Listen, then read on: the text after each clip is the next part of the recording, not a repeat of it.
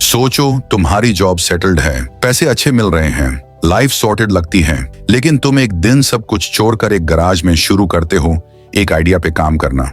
एक ऐसे आइडिया पर जो दुनिया के लिए उस वक्त पगलपान लगता था। तुम्हारे आसपास के लोग हंस रहे हैं, डाउट्स कर रहे हैं, लेकिन तुम्हारे पास एक चीज है जो बाकी सबके पास नहीं है, एक विजन और हिम्मत रिस्क लेने की।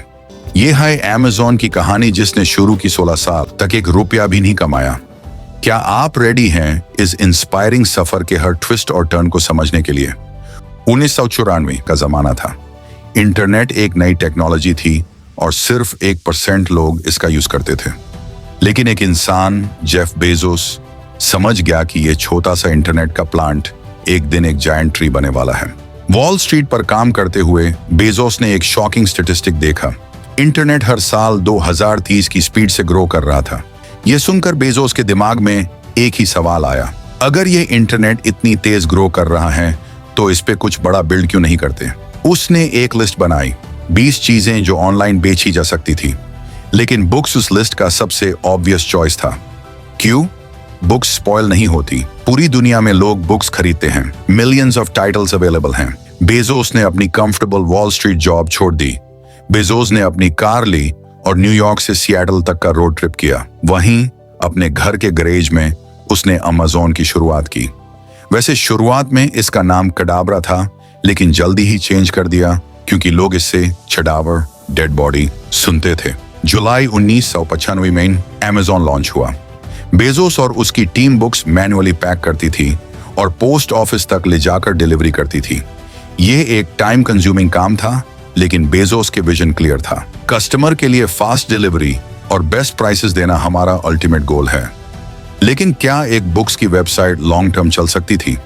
बेजोस को पता था कि अगर अमेज़न को सरवाइव करना है तो इनोवेट करना होगा। शुरुआत में अमेज़न की ग्रोथ इंप्रेसिव थी। 1997 तक अमेज़न की सेल्स $15.7 मिलियन तक पहुंच गई थी। लेकिन इस ग्रोथ के साथ ही चैलेंजेस काफी बड़े थे।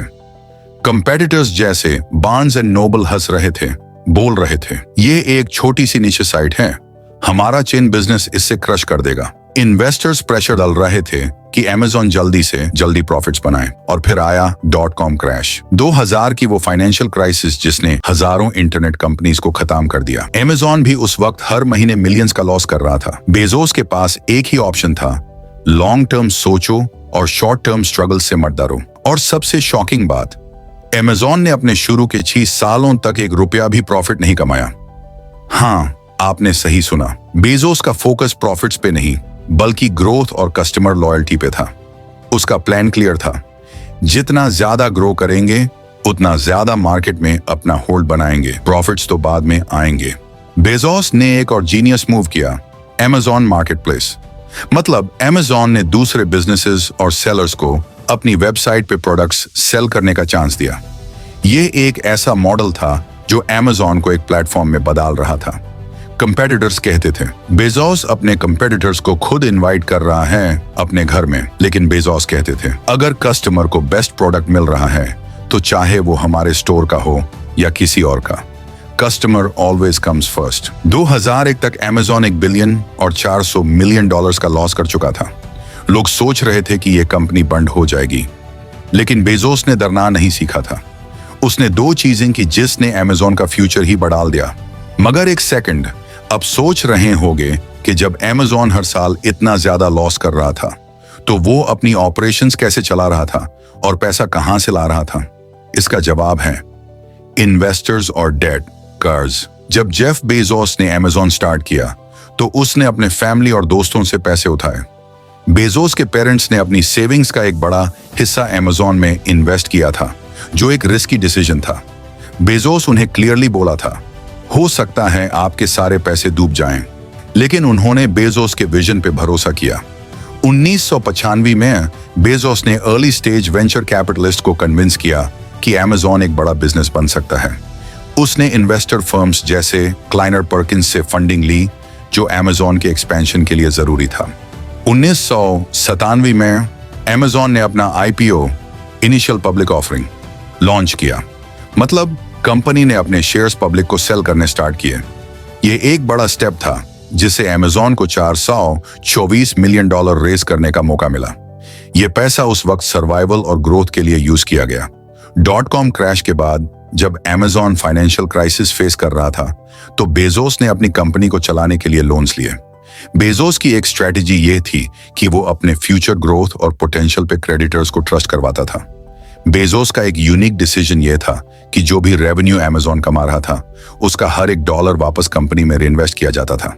प्रॉफिट्स की जगह वो नए प्रोडक्ट्स, वेयरहाउसेस और टेक्नोलॉजीज में पैसे लगाते थे।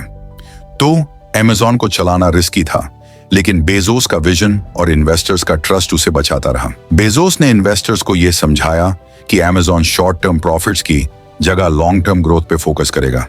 यह स्ट्रेटेजी रिस्की थी, लेकिन आखिर में काम कर गई। और फिर हुआ प्राइम मेंबरशिप का लॉन्च। लोग हंसते थे कि फास्टर शिपिंग के लिए कोई पैसे क्यों देगा, लेकिन प्राइम सिर्फ एक शिपिंग सर्विस नहीं था, ये एक लॉयल्टी प्रोग्राम था। आज प्राइम के 200 मिलियन से ज्यादा मेंबर्स हैं। और फिर Amazon वेब सर्विसेज का लॉन्च। बेजोस ने सिर्फ ई-कॉमर्स तक अपना बिजनेस लिमिट नहीं रखा, उसने क्लाउड कंप्यूटिंग सर्विसेज लॉन्च की, जो आज Amazon के टोटल प्रॉफिट्स का सबसे बड़ा सोर्स है। और यही नहीं, Kindle, Alexa और होल फूड्स जैसे मूव्स के साथ Amazon ने सिर्फ एक स्टोर नहीं, एक पूरा इकोसिस्टम बना दिया। आज Amazon का वैल्यू 1.70 ट्रिलियन डॉलर से ज्यादा है, लेकिन बेजोस का एक प्रिंसिपल कभी नहीं बदला। कस्टमर ऑब्सेशन सबसे जरूरी है। Amazon की कहानी हमें एक सिंपल चीज सिखाती है, रिस्क लेना जरूरी है, विजन को फॉलो करना जरूरी है। बेजोस के लिए इजी होता अपनी हाई पेइंग जॉब करते रहना, लेकिन उसने अपना सपना फॉलो किया और दुनिया को बदल दिया। तो सवाल ये है, क्या आप अपने ड्रीम्स के लिए रिस्क लेने को रेडी हैं? अगर ये कहानी आपको इंस्पायर करे, तो इस वीडियो को लाइक करें और सब्सक्राइब करें एम्पायर स्टोरीज के लिए। हर बड़े एम्पायर की शुरुआत एक छोटी सी सोच से होती है। और आपका एम्पायर बनाने की शुरुआत कब होगी?